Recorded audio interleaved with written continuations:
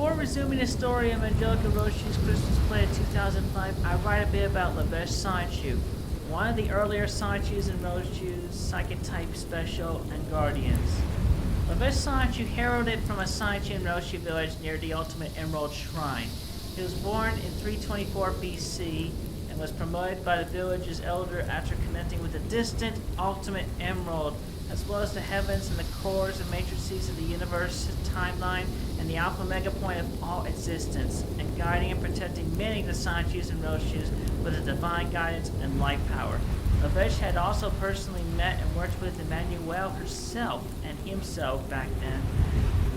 As you know, Emmanuel can be one or the other, either gender or whichever. But personally, Emmanuel is a woman, so there. In our day here in the 2020s. Back then, guy. Anyway, sorry.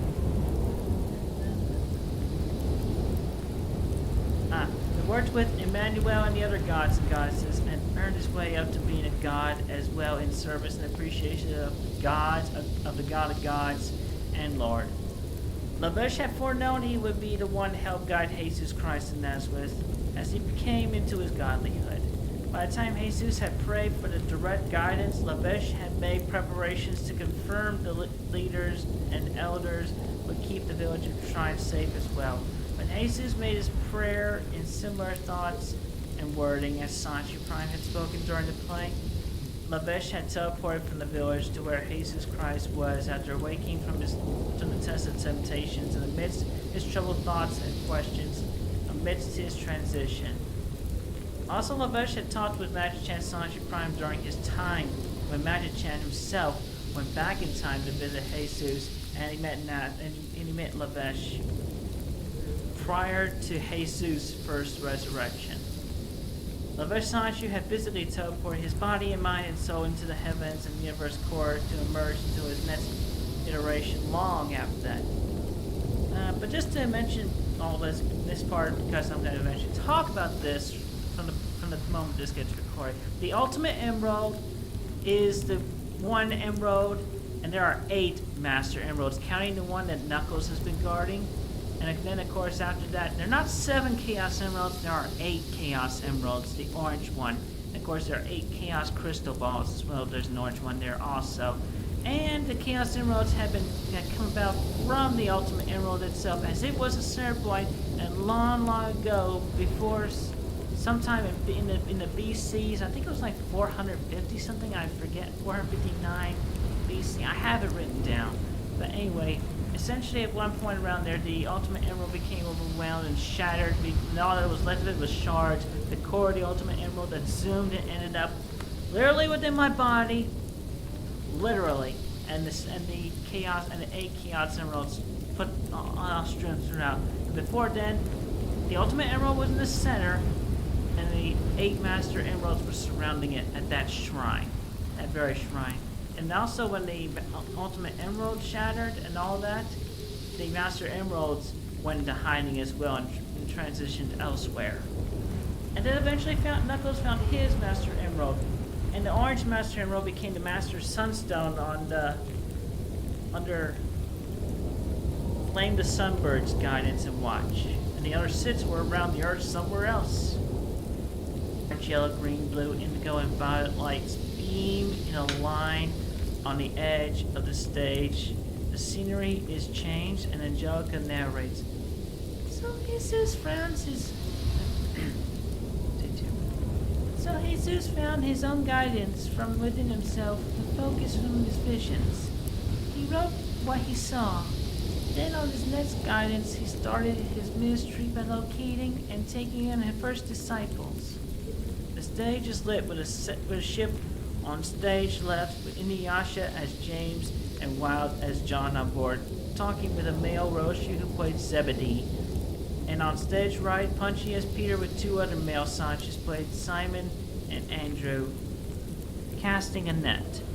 Jesus walked towards the center of the stage and called to Peter and his brothers, "Come with me, and I shall make you into fishermen." Peter, Simon, and Andrew were drawn by the conviction and left their net to follow Jesus. Jesus called up to the ship, "Come with me, and I shall make you into fishermen." James and John nodded and cast the torn net and left aside, and Zebedee they left the ship and Zebedee to follow Jesus. And then Zebedee saw this really got angry. He shouted out there, "Hey, get back here on this boat!" But his words fell on deaf ears. And breaking it, there's your meme right there. "Hey, get back here on this boat!" Jesus and his disciples walked to the center stage, and Jesus preached to the audience. "Follow the words in light power, as you shall be guided and well and saved." The crowd of the cast gathered around Jesus as he spoke. "All of you are the salt and light of the earth. But if the salt loses its savor, it is nothing and must be cast underfoot. And if a light loses its glow, the path grows dark. So I tell all of you, never lose your savor, never lose your glow. Let your light shine so all may see your good and good works and intentions. And they will be inspired to improve on themselves and shine brighter and healthier and longer. I do not come to destroy, but to fulfill, as all of you fulfill the lives, scribes, prophecies as well. Do not be righteous by ignoring these wise words of prophet and guidance. It is to be denied entry into neo-life and the kingdom therein." Sachi Primus Jesus summarizes each teaching over the course of the 5 minutes, then Angelica narrates as the scene is changing. Jesus' healing ministry had spread famously everywhere as he taught and healed others, as well as answered the questions of the doubtful with insight and wisdoms. And then a montage of various Sonichus and Rosechus from the cast came forward with their ailments and were healed by Jesus. Bubbles as Angelica gave thanks to the Lord. Bubbles as Anna gave thanks to the Lord in fulfilling the prophecies. John the Baptist behind the bars asked Jesus his questions, and Jesus answers wise and true. Those who were possessed were cleared of the demons and devils. There was a moment where Jesus had broken bread and fish and satisfied all who ate of his kindness and love from the morsels. The pianist played the tune of a thunderstorm as the two on board ran to Jesus and told him to bunker down. But then Jesus rebuked the wind and the storm, and the two were amazed to see sunshine and a peaceful tune suddenly playing. Angelica narrates as all this goes on. While Sonichus as Lazarus and Lolisa as his sister Martha gave praise and kind words to Jesus, and Lazarus was in bed sick as Martha ran to fetch Jesus. Jesus sees Lazarus and tells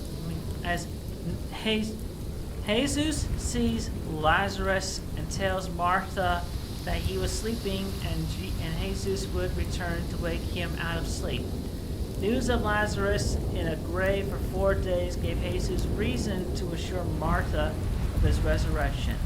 Then Jesus sees the covered Lazarus in the grave and weeps because he loved Lazarus. Then Jesus told Martha to move the stone in faith of God. And Jesus lifted up his eyes and said, "I thank you for hearing me and hearing me always, but in witness of the people I've told with faith and goodness, so they may believe you have sent me. Lazarus, come forth!" Lazarus moans and walks through the grave's entrance and removes the cloth from his eyes. By the way, for the record, while Sonichus' voice, he sounds similar to Luke Skywalker. Period. He does not have a country accent, despite what some may have misportrayed of him. Luke Skywalker. He has a voice like him. Anyway, he's like, what has happened? Martha hugs Lazarus and thanks Jesus. Another scene, Jesus took Peter, James, and John to center stage.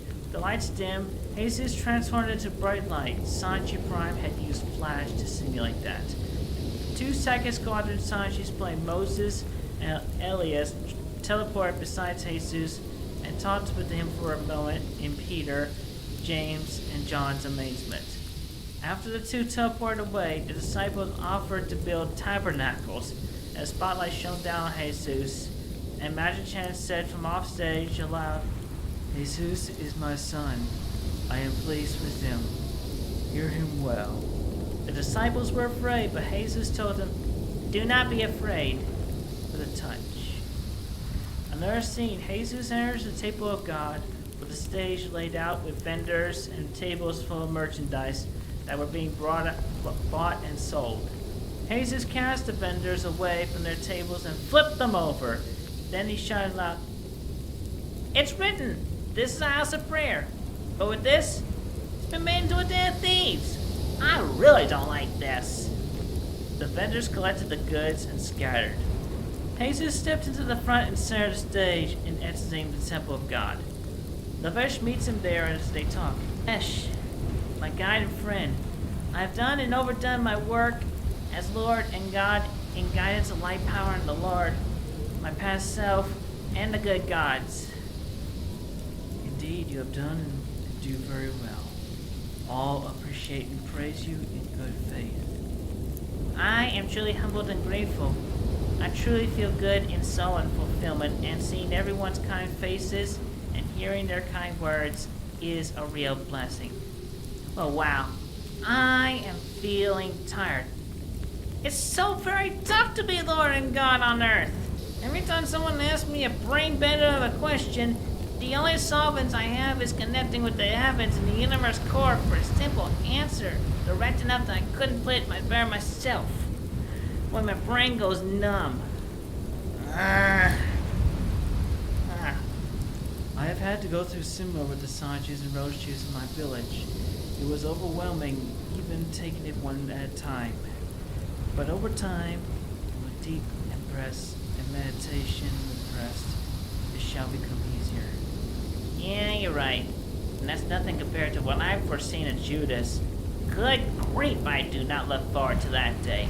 If I knew when exactly and if I was able to avert it, well, it is as it is needed to be done as the prophecy foretells. I don't agree with it, but I gotta get on with it anyway. Quite right. Another scene I forgot to mention, where the ship is a sail on the waters of the stage and Jesus walks on the water. Jesus urges Peter to come down with no doubt and with faith. Punchy as Peter steps down and slips and falls into the water, Jesus helps him back up and asks him, "Why did you not have faith, Peter?" "I don't know. I saw you walking on it. The water's not frozen." And Peter shrugged with a puzzled look on his face and asked, "What could be wrong with my footing?"